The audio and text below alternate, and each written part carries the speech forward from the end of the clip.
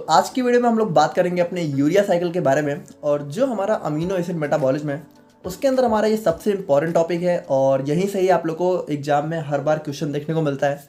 बाकी हमारे कुछ छोटे मोटे टॉपिक्स हैं लाइक हमारा ट्रांस अमीनेशन डी कार्बोक्सिलेशन।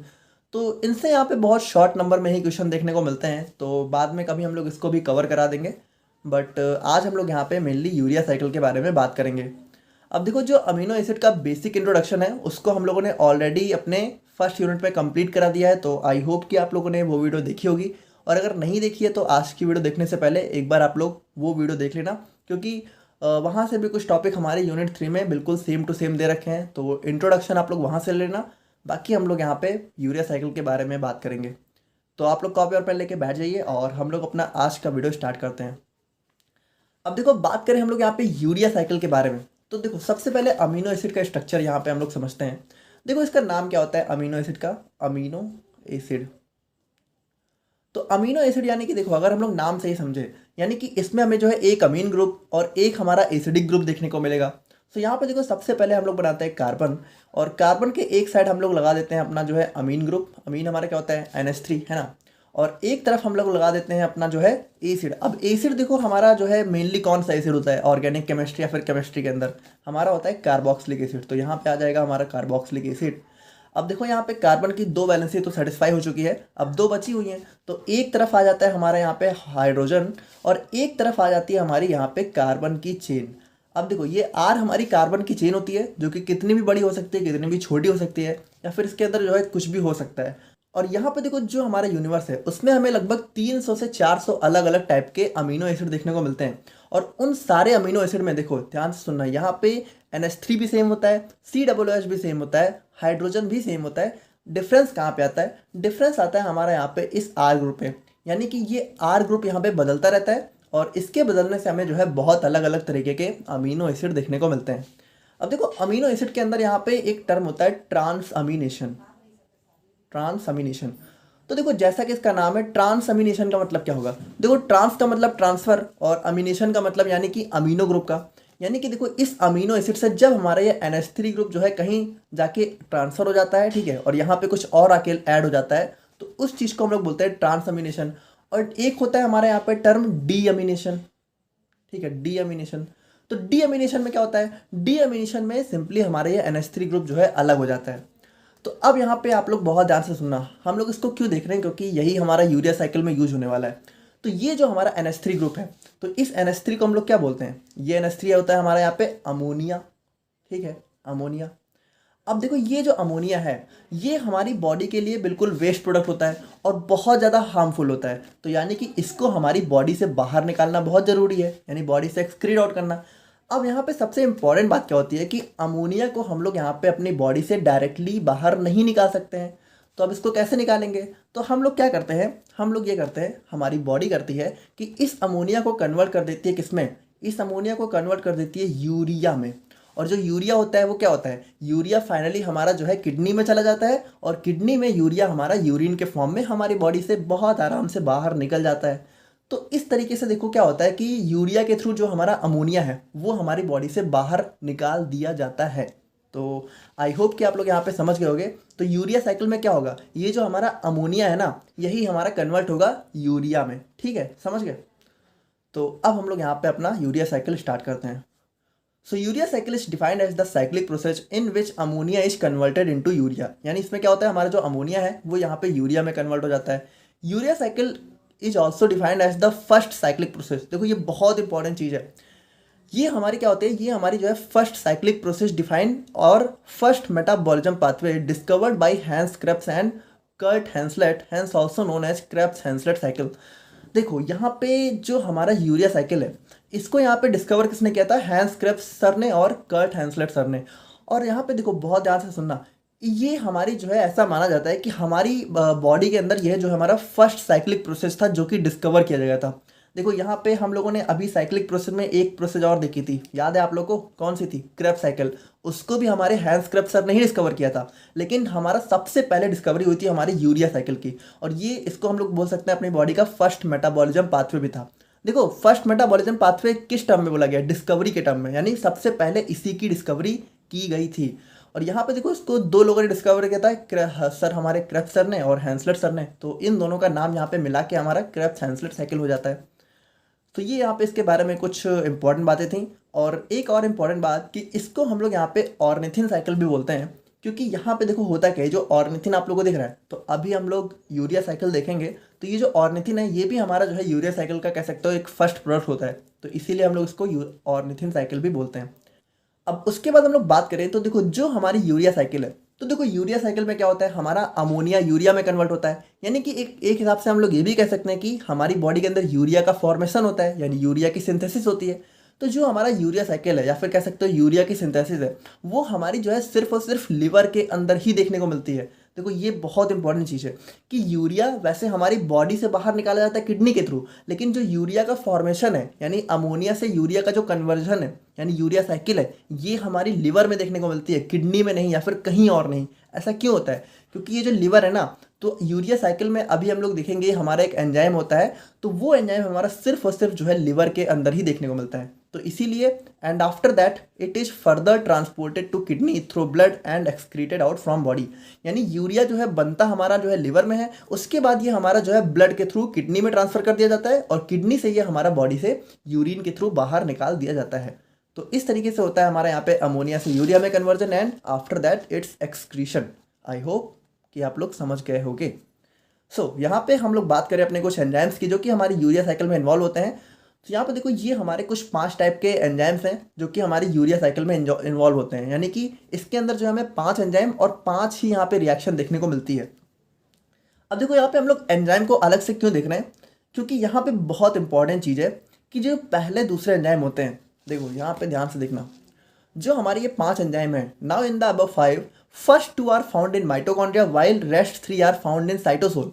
देखो ये काफ़ी इंपॉर्टेंट चीज़ है कि इन पांचों में से जो पहले दूसरे एंजाइम है ये तो हमारे जो है लिवर की माइटोकॉन्ड्रिया में देखने को मिलते हैं, लेकिन जो लास्ट कितनी है ये हमारे साइटोसोल में होते हैं। यानी जो हमारी यूरिया साइकिल है ये हमारी माइटोकॉन्ड्रिया और साइटोसोल को मिला के होती है, यानी इन दोनों के अंदर देखने को मिलती है ना।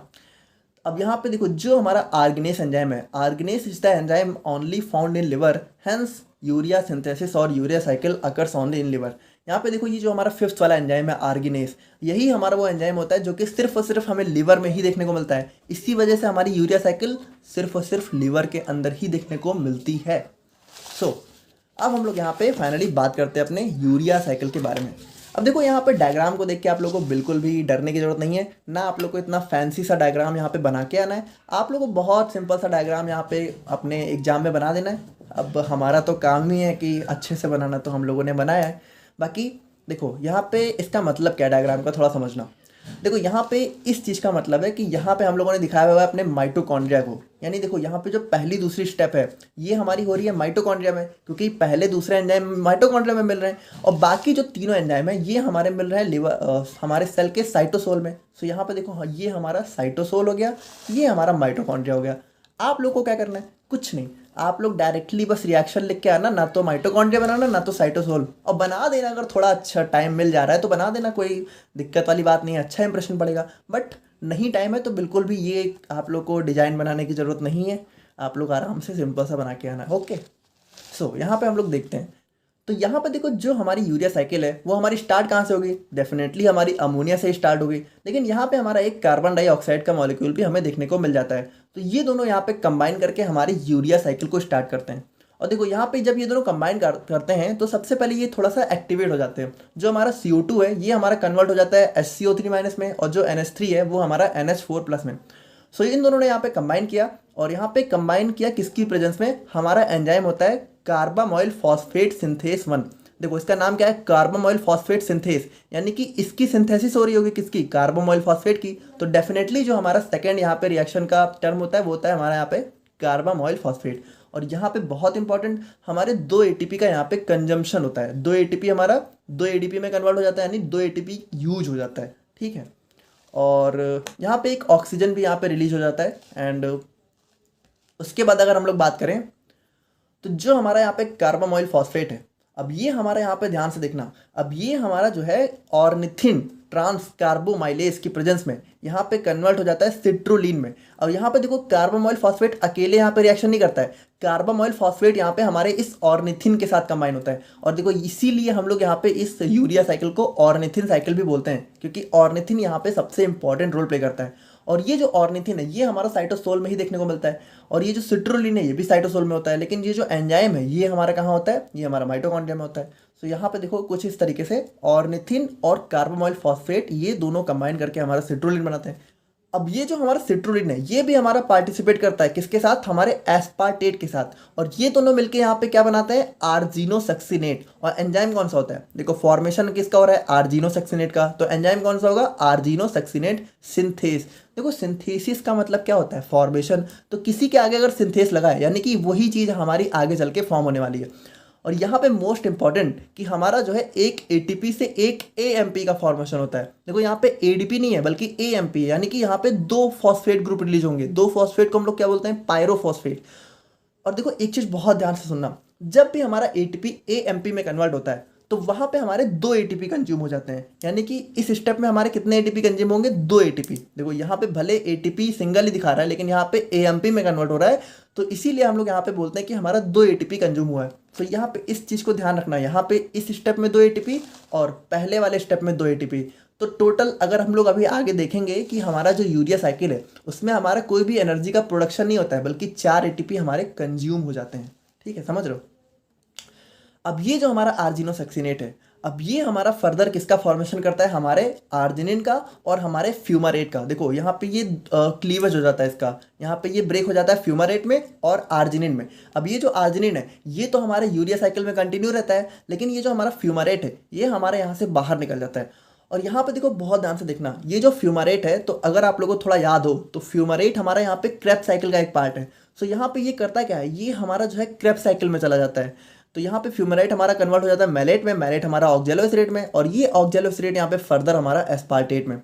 तो यहाँ पे देखो कुछ कुछ बुक्स में क्या है कि हमारे इस क्रेब्स साइकिल को भी अपने यूरिया साइकिल के साथ कंबाइन करके दिखा देते हैं, बट यहाँ पे देखो हमें तो मेनली यूरिया साइकिल ही पढ़ना है। तो ये बस आप लोग की नॉलेज के लिए है कि ये फ्यूमेराइट हमारा बाहर निकल जाता है और ये फर्दर इस तरीके से हमारा साइकिल चलता रहता है। बाहर भी हमारी एक साइकिल हो जाती है क्रेब्स साइकिल, लेकिन मेनली हम लोग बात कर रहे हैं कि जो हमारा आर्जिनोसक्सिनेट है ये हमारा कन्वर्ट हो जाता है आर्जिनिन में, और हमारा एंजाइम कौन सा होता है, आर्जिनोसक्सिनेस।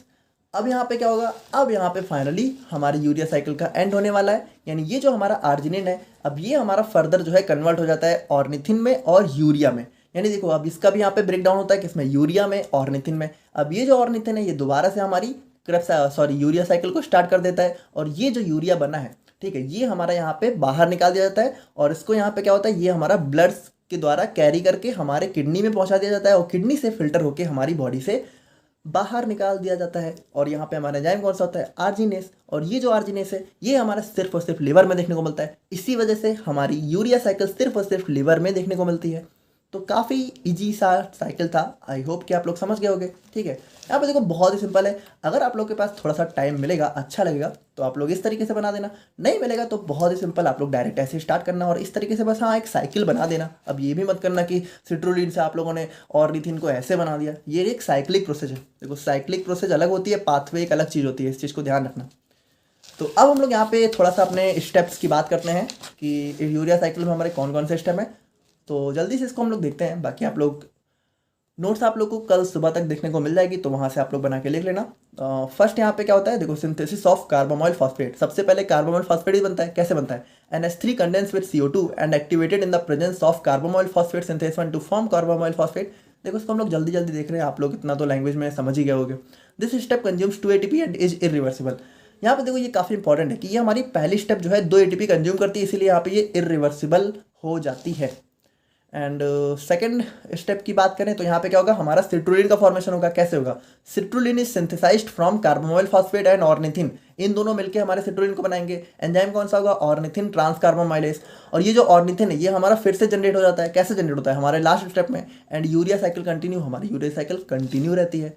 अब अगर हम लोग बात करें अपने थर्ड स्टेप की, तो यहाँ पे क्या होता है, आर्जिनोसक्सिनेट का फॉर्मेशन होता है। तो जो हमारा सिट्रुलिन है वो हमारा एस्पार्टेट के साथ मिलता है और क्या प्रोड्यूस करता है, आर्जिनोसक्सिनेट। किसकी प्रेजेंस में, आर्जिनोसक्सिनेट सिंथेस की प्रेजेंस में। और जो हमारा एटीपी है वो हमारा एएमपी में कन्वर्ट हो जाता है और यहाँ पे दो फॉस्फेट ग्रुप को क्या बोलते हैं, पायरोफॉस्फेट, यानी यहाँ पे 2 एटीपी का कंजम्पशन हो जाता है। एंड फोर्थ स्टेप की बात करें तो यहाँ पे होता है हमारे यहाँ पे फॉर्मेशन ऑफ आर्जिनिन। जो हमारा आर्जिनोसक्सिनेट है वो हमारा क्लीव, देखो क्लीव का मतलब क्या होता है, क्लीव का मतलब सिंपली ब्रेक डाउन होता है।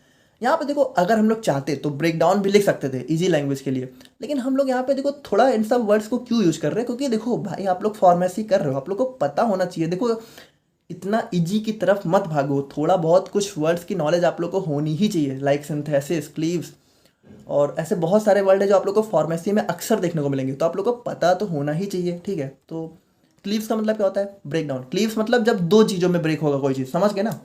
तो जो हमारा क्लीव्स है यहाँ पर क्या, सॉरी आर्जिनोसक्सिनेट है, ये क्लीव होकर हमारा प्रोड्यूस करता है arginine and fumarate.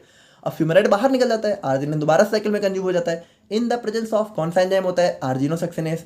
Arginine is used as immediate precursor of urea, यानी कि आर्जिनिन हमारा क्या होता है, यूरिया का इमीडिएट प्रीकर्सर होता है। प्रीकर्सर मतलब क्या होता है, जिससे हमारा किसी चीज़ का फॉर्मेशन हो, तो आर्जिनिन से ही हमारा यूरिया का फॉर्मेशन होता है, इसीलिए हम लोग उसको क्या बोलते हैं, प्रीकर्सर बोलते हैं। इमीडिएट क्यों बोलते हैं, क्योंकि इसके जस्ट तुरंत बाद होता है। अगर यहाँ पे मान लो बहुत सारी स्टेप के थ्रू हो रहा होता तो हम लोग बोलते हैं प्रीकर्सर। इमीडिएट बोल रहे हैं यानी कि इसके जस्ट बाद, यानी कि देखो आर्जिनिन के जस्ट बाद यूरिया बनेगा, है ना। एंड फाइनली लास्ट स्टेप की बात करें तो हमारा होता है formation of urea. Arginine finally in the presence of arginase converted into urea and ornithine. अब ये हमारा यूरिया एंड ऑर्निथिन में कन्वर्ट हो जाता है। ऑर्निथिन हमारा अगेन यूरिया साइकिल में यूज हो जाता है, जबकि यूरिया हमारा बॉडी से एक्सक्रीट कर दिया जाता है थ्रो किडनी, और किडनी में यूरिया को लीवर से लेके कौन जाता है, हमारा ब्लड लेके जाता है। क्लियर है ना। एंड बात करें हम लोग यहाँ पे एनर्जेटिक्स ऑफ यूरिया साइकिल की, तो यहाँ पे देखो हमारा कोई भी एनर्जी वगैरह प्रोड्यूस होती नहीं है, बल्कि खर्च हो जाती है। कितनी, 4। In urea cycle 4 ATP molecules are consumed and it is an irreversible, ये हमारी इरिवर्सिबल प्रोसेस नहीं है। 2 ATP are utilized for the synthesis of carbamoyl phosphate. 2 ATP हमारा पहले स्टेप में कंज्यूम होते हैं जब हमारा क्या बनता है, कार्बामोइल फॉस्फेट।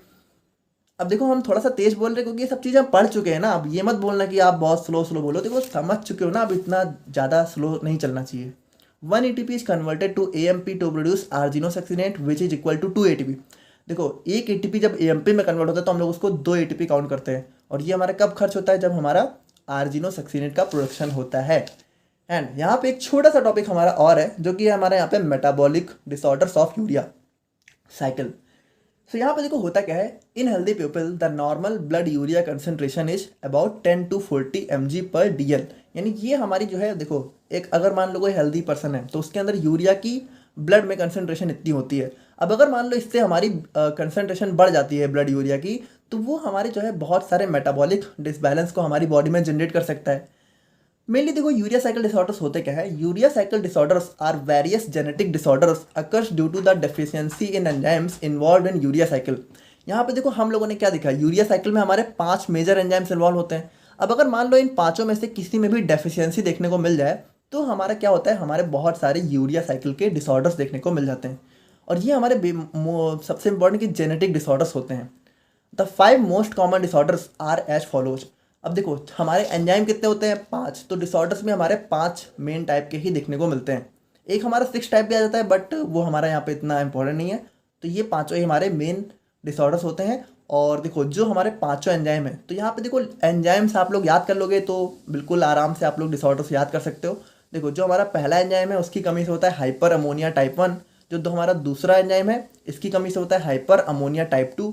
ये डिसऑर्डर्स का नेम है, ये हमारे एंजाइम का नेम है, यानी इनकी कमी से ये डिसऑर्डर्स हो जाते हैं। और थर्ड है हमारे यहाँ पे सिट्रुलिनेमिया, जो कि होता है हमारे यहाँ पे आर्जिनोसक्सिनेट सिंथेस की कमी से। फोर्थ है हमारे यहाँ पे आर्जिनोसक्सिनिक एसिड यूरिया, जो कि हमारा होता है आर्जिनोसक्सिनेस की कमी से। And fifth and the last हमारा हो जाता है हाइपर आर्जिनिनेमिया, जो कि होता है हमारे यहाँ पे आर्जिनेस एंजाइम की कमी से। सो ये था हमारे यहाँ पे यूरिया साइकिल का लेक्चर। आई होप कि आप लोग यहाँ पे समझ गए होंगे। कोई डाउट है तो आप लोग कमेंट करके बताना। मिलते हैं हम लोग यहाँ पे नेक्स्ट वीडियो में। Thank you so much.